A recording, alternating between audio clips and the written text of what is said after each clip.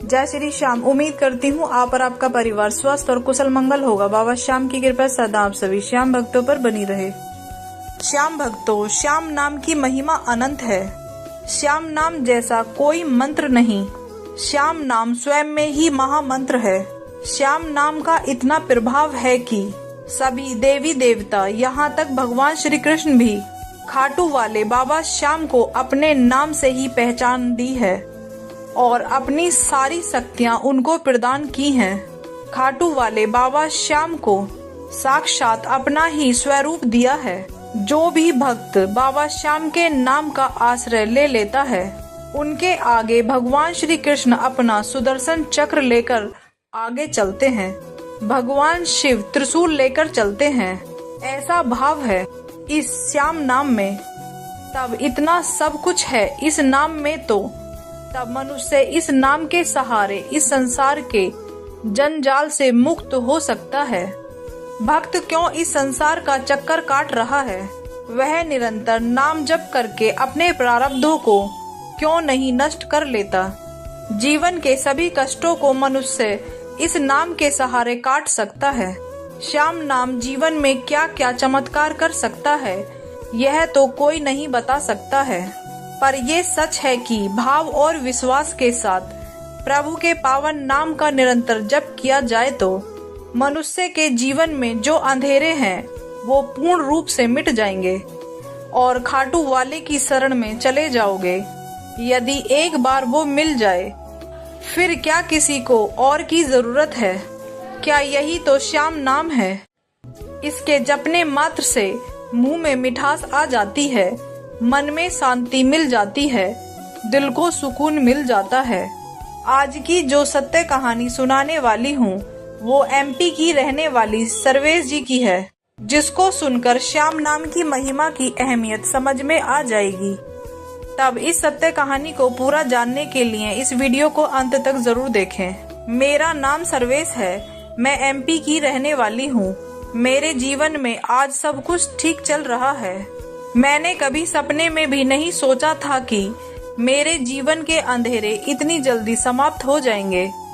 एक समय वो था कि जब मैं रात दिन रोती ही रहती थी, हर समय टेंशन में ही रहती थी।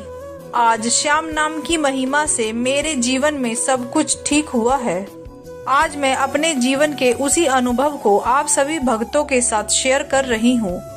मेरे पति की गवर्नमेंट नौकरी है। मेरे पति बहुत सीधे साधे व्यक्ति हैं। उनको अपने काम से काम रहता है।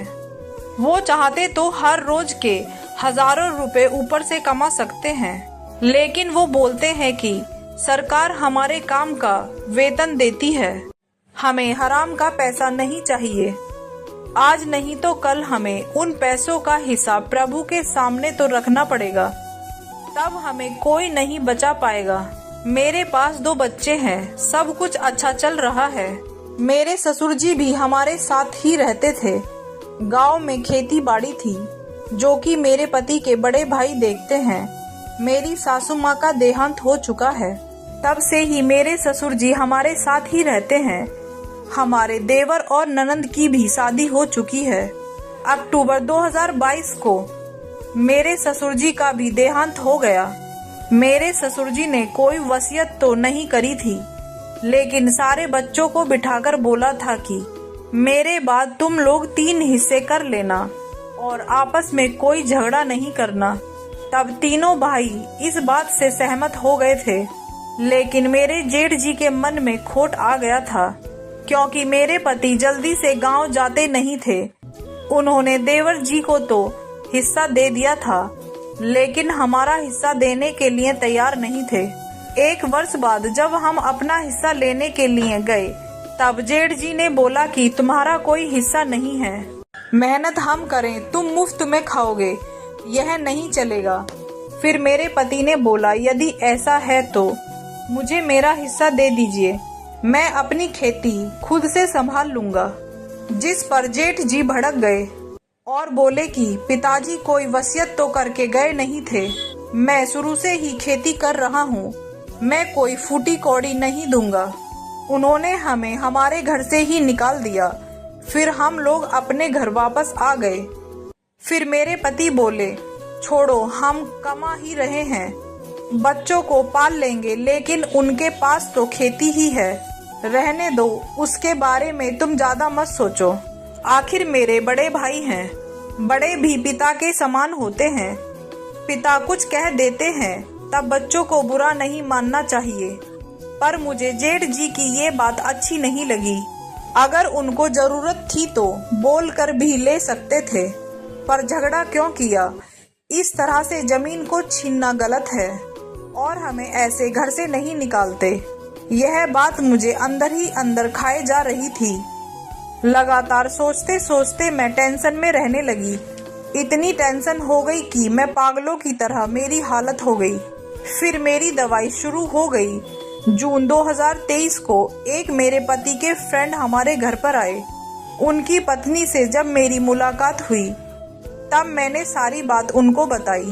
तब उन्होंने कहा कि हम बाबा श्याम के भक्त हैं, हम श्याम प्रेमी हैं, हम बाबा श्याम और हनुमान जी की पूजा करते हैं, उनके दरबार में जाते हैं।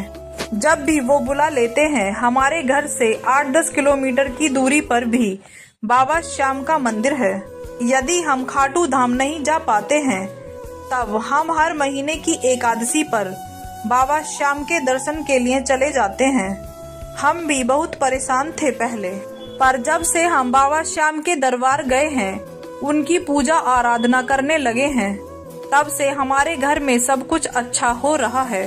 तब आप भी बाबा श्याम की पूजा आराधना करो, उनके मंत्रों का जाप करो, न जाने आपके जीवन की भी सारी परेशानियां समाप्त हो जाएं। फिर मैंने उनके बताए अनुसार श्याम बाबा की पूजा करनी शुरू कर दी। उनके मंत्रों का जप करना भी शुरू कर दिया, क्योंकि जीवन सुख और दुख दोनों से मिलकर ही बना है। जब हम इस संसार पर भरोसा करते हैं तब हमें दुख मिलता है, लेकिन जब हम प्रभु पर विश्वास करते हैं तो हमको केवल और केवल सुख मिलता है। जीवन में सुख और दुख हमारे प्रारब्धों से ही मिलता है। जब तक हमारा प्रारब्ध नष्ट नहीं होता है तब तक हमारा भाग्य उदय नहीं होता है। नाम जप करोगे तो कल्याण होकर रहेगा। फिर मैं बाबा श्याम के मंत्र की 5 माला सुबह और 5 माला शाम को किया करती थी और हर समय जय श्री श्याम का ही उच्चारण करती रहती थी। धीरे धीरे मेरा मंत्र जाप का समय बढ़ने लगा। 4 महीने के बाद मुझे ऐसा लगने लगा जैसे मेरी सारी टेंशन खत्म हो गई है। फिर मैंने दवाइयाँ लेना बंद कर दिया। मेरे पति ने मना भी किया कि दवाइयाँ लेना बंद मत करो, लेकिन मैं नहीं मानी और दवाइयाँ खानी बंद कर दी। मुझे विश्वास था। 8 महीने के बाद मुझे बाबा श्याम के दर्शन हुए। फिर करीब 2 महीने के बाद मेरे जेठ जी का फोन आया। उन्होंने हमें गांव आने को बोला। जैसे ही हम गांव पहुंचे तब वो रोने लगे और उन्होंने मेरे पति से माफी मांगी। फिर मेरे पति ने पूछा कि भाई क्या हुआ? तब उन्होंने कहा कि तुम्हारे भतीजे की तबीयत बहुत ज्यादा खराब है। इसका इलाज करवाया लेकिन कोई फायदा नहीं हो रहा था। इकलौती औलाद का कष्ट अब देखा नहीं जा रहा था। 15 दिन पहले मैंने प्रभु से बहुत प्रार्थना की, उनके सामने बहुत रोया। तब उसी रात सपने में पिताजी आए और बोले, छोटे भाई की संपत्ति लेकर तुम खुश कैसे रह सकते हो? उसका दंड तो तुमको भोगना ही पड़ेगा। तब मुझे अपनी गलती का एहसास हुआ। मुझे माफ कर दो मेरे भाई। मेरे पति ने उनको गले से लगा लिया। तब उन्होंने कहा कि बड़ा भाई पिता के समान होता है। पिता केवल आशीर्वाद देते हैं, माफी नहीं मांगते हैं। दोनों भाई गले मिलकर काफी देर तक रोते रहे। फिर मेरे पति ने भतीजे को उठाया और अपने साथ लेकर घर आ गए। फिर वहां पर उसका इलाज शुरू करा दिया। मेरे मन में भी अब उनके प्रति कोई मैल नहीं था। मैंने बाबा श्याम से उसके लिए प्रार्थना की, वो ठीक हो जाए। वो केवल 15 दिनों में पूरी तरह से ठीक हो गया, एकदम नॉर्मल हो गया। उन्होंने कहा कि अपनी जमीन ले लो। तब मेरे पति ने बोला, आप ही रखिए, जो समझ में आए वो दे दिया करना।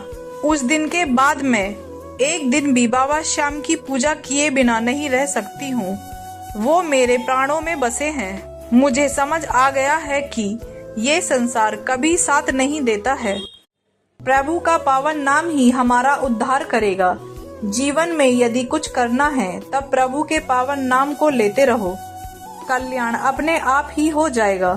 मेरे जीवन में श्याम नाम ने वो कर दिखाया जिसकी मैंने कल्पना भी नहीं की थी। यह सब श्याम नाम जप करने से ही हो सका है। ये सच है कि प्रभु के नाम से बढ़कर और कुछ नहीं है। भाव और विश्वास के साथ निरंतर नाम जप करते रहने से जीवन में सिर्फ और सिर्फ उजाला ही होता है। प्रारब्ध नष्ट हो जाता है, प्रभु की कृपा मिलने लग जाती है। तब निरंतर श्याम नाम का जप करें, खाटू वाले की कृपा आपके ऊपर जरूर होकर रहेगी। वो तो बड़े ही कृपालु हैं, हारे के सहारे हैं, सबसे बड़े दानी हैं। देरी हमारी तरफ से ही होती है, बाबा श्याम की तरफ से नहीं। आज की सत्य कहानी अगर आपको पसंद आई हो तो कमेंट करके जरूर बताएं। अगर आप खाटू के राजा श्याम चैनल पर नए हो तो चैनल को सब्सक्राइब करें और ज्यादा से ज्यादा श्याम भक्तों के साथ शेयर करें, ताकि वो भी बाबा श्याम की सत्य कहानी, महिमा और चमत्कारों को जान सकें। हारे के सहारे की जय, तीन बाण धारी की जय, सच्चे दरबार की जय, लखदातार की जय, शीश के दानी की जय, खाटू नरेश की जय, अहिल्यावती के लाल की जय। हारे का सहारा बाबा श्याम हमारा, जय श्री श्याम।